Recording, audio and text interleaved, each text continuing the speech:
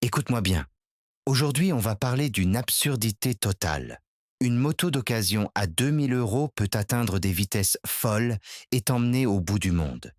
Mais juste à côté, on t'explique qu'il faut débourser 21 300 € pour une BMW R 1300G S flambant neuve. Les performances de base sont presque identiques. Alors, pourquoi tu paies 10 fois plus cher? On va regarder les vrais chiffres. Quand on a passé des décennies sur la route, on a vu passer des centaines de bécanes. On sait ce que c'est qu'un vrai moteur. Prenons un exemple concret, une vraie claque financière. Une Yamaha Agir ZFR 6 de 2008. Tu peux la trouver d'occasion pour environ 5500 à 6000 €. Cette machine te sort 135 chevaux et tape les 260 km par heure, 160 miles par heure. C'est de l'ingénierie pure, brute, efficace. Maintenant, traverse la rue et va chez le concessionnaire. Regarde la nouvelle BMW R 1300 GS de 2025. Elle est magnifique, on est d'accord, mais elle coûte 21 300 € minimum, sans les options. Et c'est statistique, 145 chevaux pour une vitesse de pointe d'environ 225 km par heure, 140 miles par heure. Faisons les comptes 2 secondes. Tu as des performances qui sont seulement similaires, voire inférieures en vitesse pure, mais tu paies le prix d'une voiture neuve. Alors, où va cet argent? Qu'est-ce que tu finances exactement quand tu signes ce chèque à 5 chiffres? Est-ce que tu te fais arnaquer ou est-ce qu'il y a un secret industriel qu'on ne te dit pas?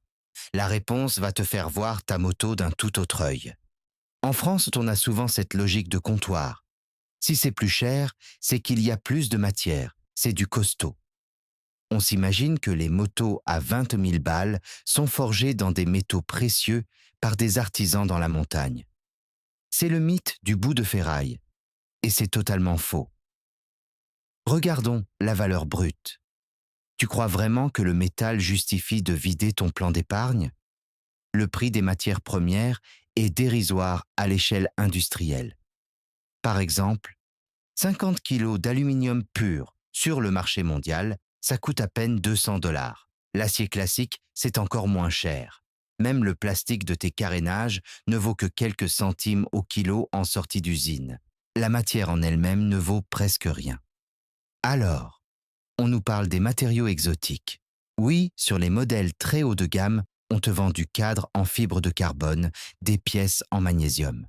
Sur le papier, c'est fantastique.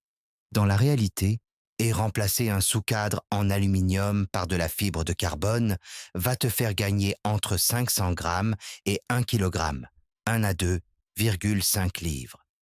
C'est imperceptible pour 99% des motards sur route ouverte.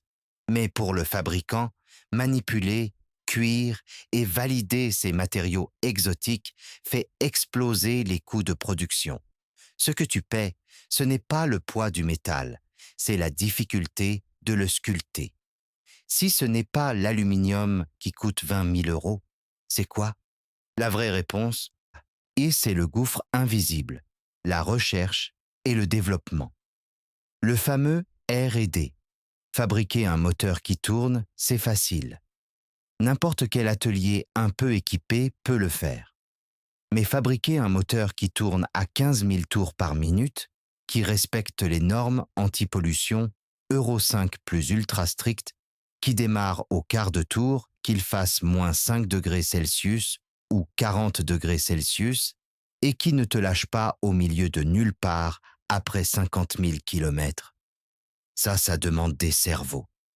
Pour qu'un bloc moteur soit fiable, et les constructeurs doivent investir des dizaines de millions de dollars bien avant que la première moto ne sorte de la chaîne de montage. Des centaines d'ingénieurs passent des années devant des logiciels de simulation thermique et aérodynamique. Chaque composant est testé jusqu'à la rupture sur des bancs d'essai. C'est ce travail invisible de développement, cette certitude de pouvoir traverser le pays sans ouvrir le capot, que tu finances. C'est l'ingénierie qui coûte une fortune, pas l'acier. Parlons un peu mécanique, parce que c'est là que le fossé se creuse vraiment entre une machine abordable et une machine de luxe. Le prix de ta moto est directement lié à l'horlogerie qui se trouve entre tes jambes. Une moto économique, la plupart du temps, c'est un moteur bicylindre parallèle. C'est un bloc simple, compact, avec une seule culasse, 2 pistons et un vilebrequin partagé. C'est génial, ça fait le boulot, et c'est très bon marché à fabriquer. Mais quand tu montes en gamme, et tu tombes sur des architectures incroyables, prends une Ducati Multistrada Melanchthon 4. On parle d'un moteur V4. Quand tu doubles le nombre de cylindres, tu ne fais pas que doubler le prix du métal. Tu multiplies par 2 la complexité interne. Tu as désormais 4 pistons, une multitude de soupapes, 4 bielles, 2 culasses distinctes, un système de refroidissement beaucoup plus complexe. Et les matériaux internes changent complètement. Pour qu'un moteur V4 encaisse des contraintes titanesques sans broncher, on utilise des bielles en titane forgé et des soupapes traitées avec des revêtements de pointe. L'usinage de ces pièces demande une précision micrométrique. Une simple erreur de tolérance et le moteur est bon pour la casse. C'est cette complexité ahurissante, digne de l'aérospatiale, qui justifie une grande partie du ticket d'entrée à 20 000 euros. C'est ici que se trouve le plus grand secret des motos modernes. Oubliez la mécanique classique 2 minutes. Aujourd'hui, quand tu achètes une moto haut de gamme, tu n'achètes plus un véhicule mécanique. Tu achètes un supercalculateur sur roues. Les motos économiques te donnent 2 roues, un moteur, des freins basiques, et c'est tout. C'est à toi de tout gérer. Mais les bécanes premium intègrent un cerveau numérique incroyable. La centrale inertielle ou IMU 6-axe. Ce petit boîtier est une révolution absolue. Il analyse la position de la moto dans l'espace 100 fois par seconde. Il connaît ton angle d'inclinaison, ton accélération, ta plongée au freinage. Grâce à ce capteur, la moto gère le cornering ABS, l'ABS sur l'angle, le contrôle de wheeling, l'antipatinage adaptatif et même le régulateur de vitesse par radar. Prenons l'Aprilia RSV 4 Factory de 2025. Elle possède des algorithmes si poussés qu'elle détecte la perte d'adhérence avant même que ton cerveau ne s'en rende compte. Et elle corrige la trajectoire instantanément pour éviter la chute. Cette technologie a un prix. Rien qu'un capteur Bosch 6D IMU coûte aux alentours de 419 $ et l'unité ABS Pro dans les 368 $. Et ça, c'est juste le matériel, sans compter les millions dépensés pour coder le logiciel. Sur une moto à 20 000 euros, tu paies pour un filet de sécurité invisible qui roule avec toi. On a parlé des capteurs, mais il faut comprendre comment ce cerveau numérique change ta réalité sur la route. Si tu fais une erreur de pilotage sur une bécane à 2000 balles, c'est la physique qui prend le relais. Tu perds l'adhérence, tu glisses et c'est la chute. Ton seul filet de sécurité, c'est ton propre niveau d'expérience et tes réflexes. Mais quand tu mets 20 000 euros ou plus sur la table, l'équation change complètement. Tu ne paies plus seulement pour aller vite. Et tu paies là pour un algorithme qui veille sur toi. Reprenons l'exemple des superbikes modernes comme l'Aprilia RSV 4 Factory de 2025. Ces machines sont équipées de systèmes prédictifs. Avant même que ton pneu arrière ne décroche totalement sur une plaque d'humidité ou du gravier, l'ordinateur de bord a déjà analysé la perte de traction, réduit la puissance du moteur d'une fraction de seconde et stabilisé la trajectoire. Tout ça en un battement de cils sans que tu ne fasses le moindre effort. Sur une bécane économique, tu dois gérer la route. Sur une bécane premium, la moto lit la route pour toi. C'est cette technologie de pointe, cette tranquillité d'esprit qui gonfle le prix final. Tu n'achètes pas juste du métal et du plastique, tu achètes un copilote numérique invisible.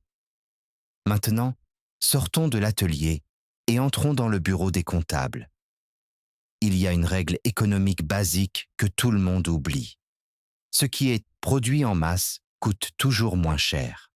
C'est la fameuse économie d'échelle et dans le monde de la moto, c'est ce qui explique le gouffre financier entre deux machines. Regardons les vrais chiffres. Honda, le géant absolu, vend environ 19,4 millions de motos chaque année à travers le monde, près de 20 millions. Quand tu produis autant, fabriquer une pièce de rechange ou un composant de moteur te coûte des miettes. L'usine Honda peut sortir une Honda CB500 ou une CRF à un prix défiant toute concurrence parce que le coût des machines-outils est divisé par des millions d'unités.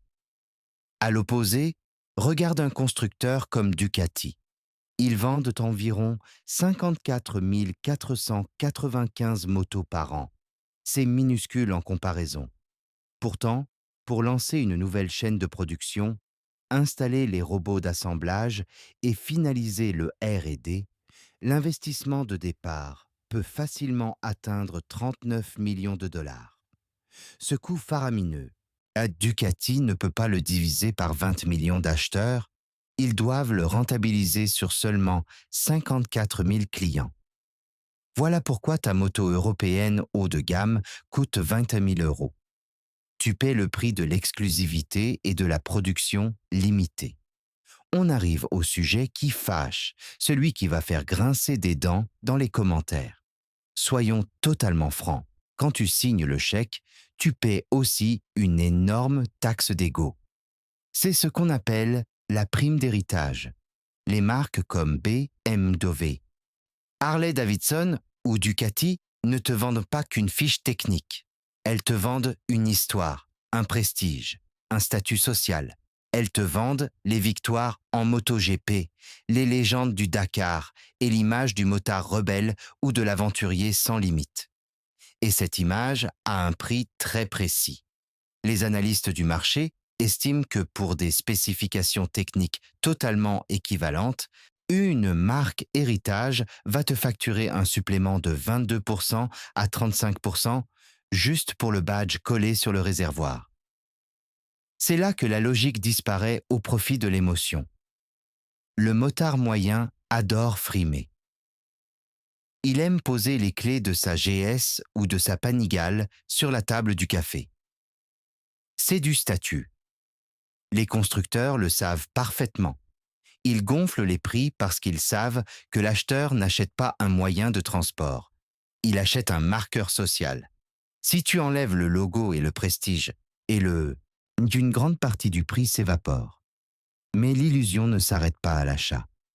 Acheter une moto chère, c'est facile si tu as le crédit.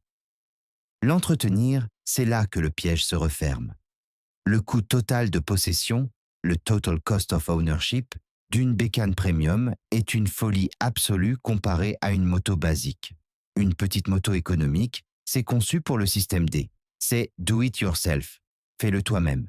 Tu changes ton huile, tu retends ta chaîne, tu changes tes plaquettes avec une caisse à outils de base.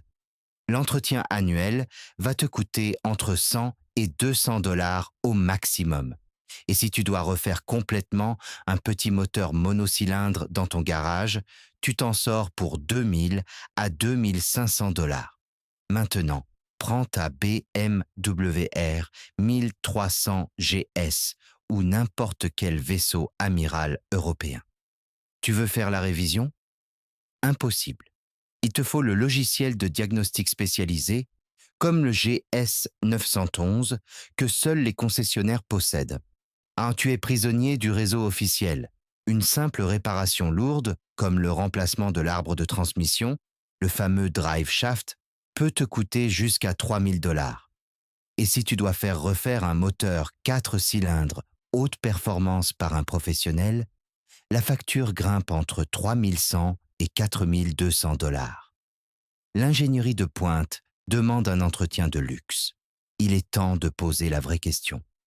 Au final, et qu'est-ce que tu achètes quand tu mets 20 000 euros dans une moto plutôt que 2000? Les motos économiques, les commodity bikes, sont des outils formidables. Elles représentent l'utilité mécanique brute, Elles sont là pour t'emmener d'un point A à un point B de manière fiable, réparable et sans vider ton compte en banque. C'est l'essence même de la moto populaire. Mais une machine flagship à 20 000 € ou plus, ce n'est plus juste du métal. C'est un concentré de sécurité numérique et d'innovation aérodynamique, de confort extrême et oui, d'un immense prestige mondial. Les gens qui achètent ces motos n'achètent pas de l'acier ou du plastique. Ils achètent la tranquillité d'esprit, une ingénierie d'élite et un style de vie. Alors la question est pour vous, dans les commentaires, et soyez totalement honnête, est-ce que cette technologie de pointe et ce logo prestigieux valent vraiment 4 à 5 mois de salaire? Ou est-ce que le marché est devenu complètement fou? Dites-le moi. Lâchez un pouce bleu si vous avez appris quelque chose aujourd'hui. Abonnez-vous pour plus de vérité sur la mécanique et on se retrouve sur la route. À la prochaine.